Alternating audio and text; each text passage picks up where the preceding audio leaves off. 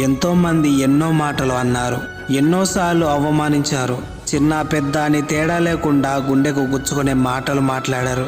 కానీ వాటికి రియాక్ట్ అయ్యే పరిస్థితిలో నేను లేను. ఎందుకంటే నా సమయం బాగాలేదని నాకు తెలుసు. అందుకే ఇప్పుడు ఎవరు ఏమంటున్నా తల వంచుకొని మౌనంగా ఉంటున్నాను. చిన్నప్పటి నుంచి తలవంచి బ్రతికిన నేను ఈరోజు సమాజంతో తలెత్తి నిలబడాలని చాలా ప్రయత్నిస్తున్నాను.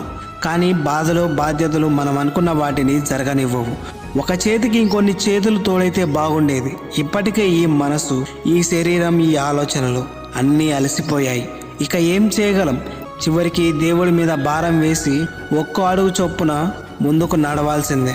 చెప్పాలంటే జీవితంలో కష్టాలు రావడం తప్పు కాదు, ఆ కష్టాల ముందు తల వంచడం తప్పు. ప్రతి సమస్య ఒక పరీక్ష అయితే ప్రతి ప్రయత్నం ఒక సమాధానం. నువ్వు పోరాడినంత వరకే నీ కథ కొనసాగుతుంది. ఆగిపోయిన క్షణమే ఓటమి మొదలవుతుంది. గుర్తుంచుకో.